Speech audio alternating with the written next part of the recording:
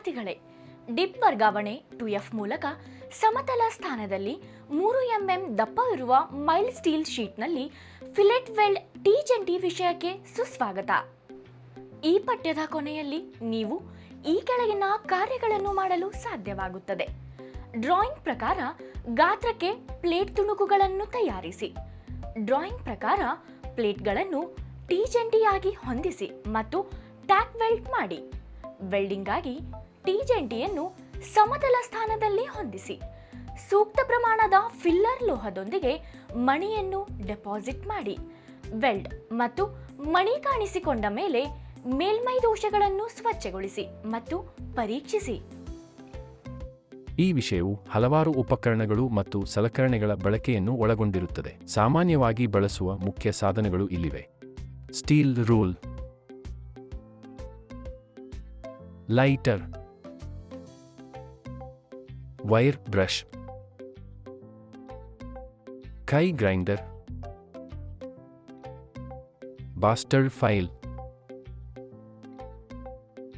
Second cut file, try square, ಚರ್ಮದ apron, ಚರ್ಮದ ಕೈಗವಸುಗಳು, ಲೆಗ್ ಗಾರ್ಡ್, ಸುರಕ್ಷತಾ ಬೂಟುಗಳು, ವೆಲ್ಡಿಂಗ್ ಹೆಲ್ಮೆಟ್, ರಕ್ಷಣಾ ಕನ್ನಡಕ, ಚಿಪ್ಪಿಂಗ್ ಸುತ್ತಿಗೆ, ವೆಲ್ಡಿಂಗ್ ಪರದೆ, MAG welding set, carbon dioxide gas cylinder, filler wire feeder, MIG welding torch. ಪ್ರಕ್ರಿಯೆ: ರಕ್ಷಣಾತ್ಮಕ ಉಡುಪುಗಳನ್ನು ಧರಿಸಿ.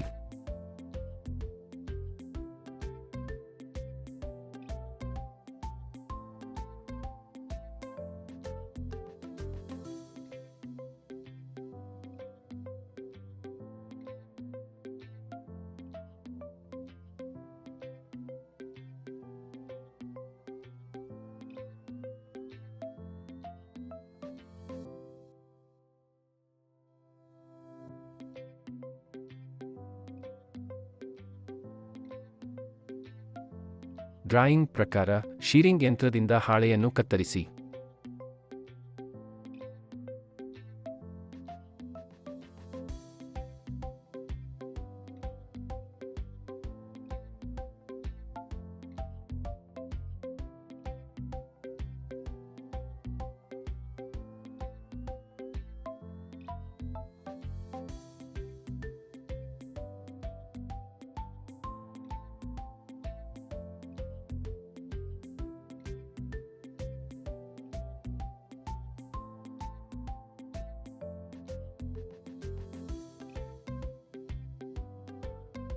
ಹಾಳೆಯ ಅಂಚುಗಳನ್ನು ಚೌಕಕ್ಕೆ ಪುಡಿಮಾಡಿ ಮತ್ತು ಫೈಲ್ ಮಾಡಿ.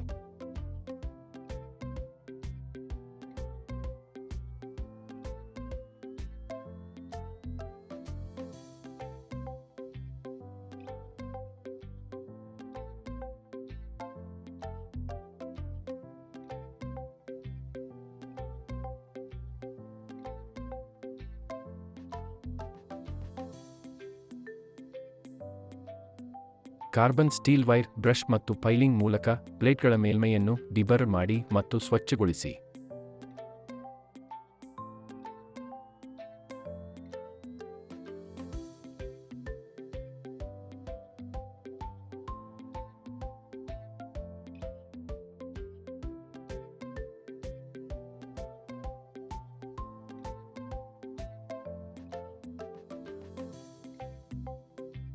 ಡ್ರಾಯಿಂಗ್ ಪ್ರಕಾರ ಪ್ಲೇಟ್ ಬಿ ಮೇಲೆ ಪ್ಲೇಟ್ ಎ ಅನ್ನು ಟಿ ರೂಪದಲ್ಲಿ ಹೊಂದಿಸಿ.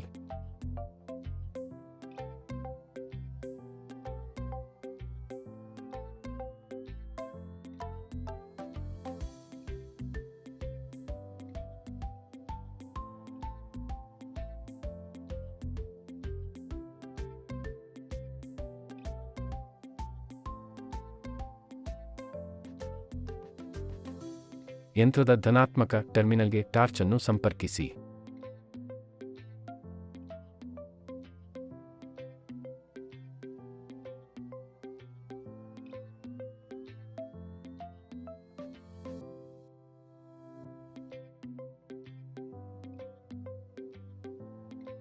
ಕರೆಂಟನ್ನು 100 ಆಂಪಿಯರ್ಗಳು ಅನುಗುಣವಾದ ವೈರ್ ಫೀಡಿಂಗ್ ದರ 3 ರಿಂದ 4 ಮಿಮಿ 19 ರಿಂದ 20 ಆರ್ಕ್ ವೋಲ್ಟೇಜ್ಗೆ ಹೊಂದಿಸಿ ಮತ್ತು ಡಿಪ್ ವರ್ಗಾವಣೆ ಮೋಡ್ ಅನ್ನು ಬಳಸಿಕೊಂಡು ರೂಟ್ ರನ್ ಅನ್ನು ಠೇವಣಿ ಮಾಡಿ.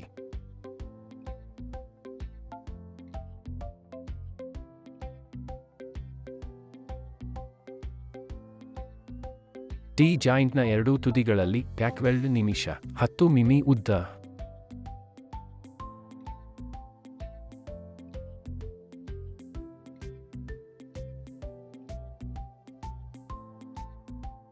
ಕಾರ್ಬನ್ ಸ್ಟೀಲ್ ವೈರ್ ಬ್ರಷ್ನಿಂದ ಪ್ಲೇಟ್ಗಳ ಮೇಲ್ಮೈಯನ್ನು ಸ್ವಚ್ಛಗೊಳಿಸಿ.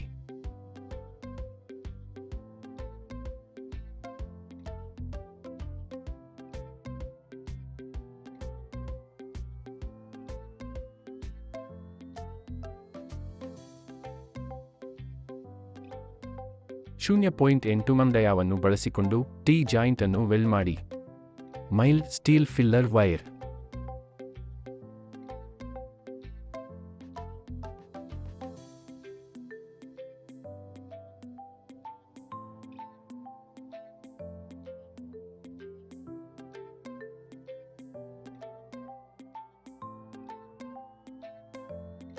ಉತ್ತಮ ಲೆಗ್ ಉದ್ದ ಮತ್ತು ಪ್ಲೇಟ್ಗಳ ಸಮ್ಮಿಳನವನ್ನು ಖಚಿತಪಡಿಸಿಕೊಳ್ಳಿ. ಕಟ್ ಅಡಿಯಲ್ಲಿ ತಪ್ಪಿಸಿ. ಅತಿಯಾದ ನೇಯ್ಗೆಯಿಂದಾಗಿ ತಟ್ಟೆಯ ಅಂಚುಗಳು ಕರಗುವುದಿಲ್ಲ ಎಂದು ಖಚಿತಪಡಿಸಿಕೊಳ್ಳಿ. ಪ್ಲೇಟ್ನಲ್ಲಿ ಲ್ಯಾಪ್ ವೆಲ್ಡ್ನ ಇನ್ನೊಂದು ಬೆರಳಿನಲ್ಲಿ ಯಾವುದೇ ಅಂಡರ್ಕಟ್ ಇಲ್ಲ ಎಂದು ಖಚಿತಪಡಿಸಿಕೊಳ್ಳಿ. ತಂತಿ ಬ್ರಷ್ ಮೂಲಕ ಮಣಿಯನ್ನು ಸ್ವಚ್ಛಗೊಳಿಸಿ.